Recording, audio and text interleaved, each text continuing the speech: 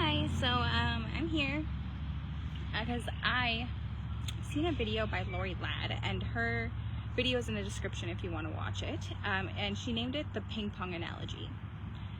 I wanted to elaborate on that, so I felt a little bit inspired. Forget about those broadcasting things, I don't even know. Okay, anyway, moving on.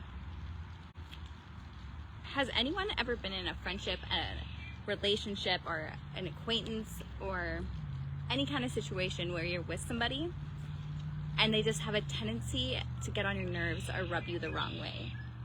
And maybe this started happening over a period of time. How long before a fight would break out? Or you guys would get into a disagreement and you're left with the silent treatment?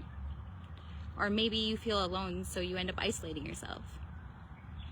For me, I shifted between all of the above in a relationship that lasted 4 years. I like to call this emotional ping pong or emotional table tennis. So I'm going to go a little bit deeper into this.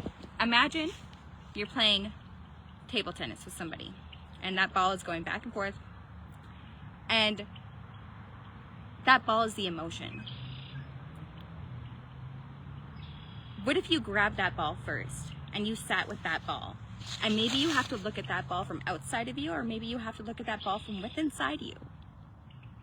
However, you need to look at that ball, that emotion, and figure out how you resonate with it and what it means to you. What was it that triggered you? Is this really how I feel?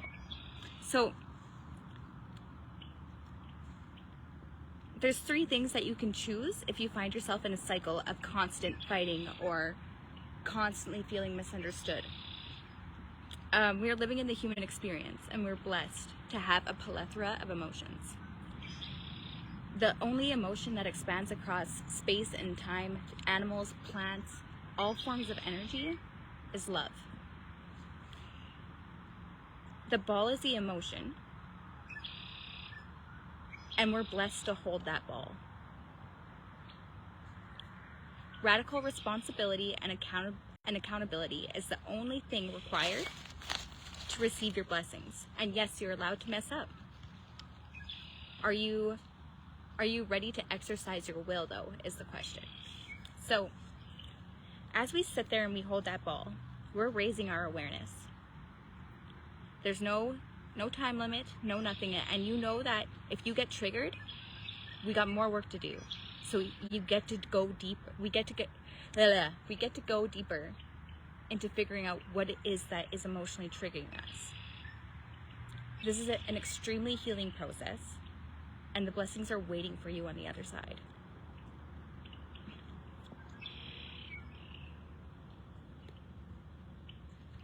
And one other thing that you need to adopt is, just because you're addressing something calmly doesn't mean it dismisses it happened. It just means that you've taken your power back and you're ready to enforce that we come to a resolution. And love yourself through this process. It's going to be hard, it's going to be messy, it's going to be ugly. But it's going to be uglier if you don't do it. Maybe you really, really love this person and you want things to work out. Maybe you're feeling very disconnected and isolated from everyone around you. You got to go to the root. If you want to come out on the other end, the only way out is through, and the blessings are waiting for you. I'm promising, as you raise your awareness, as you hold that ball instead of deflecting it. Because the thing about emotions is, we're in the human experience. As a human being,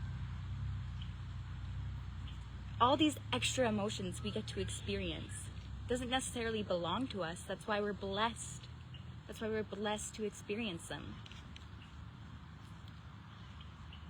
And we're here, so we need to figure out what that emotion means to us. There's lessons within those emotions.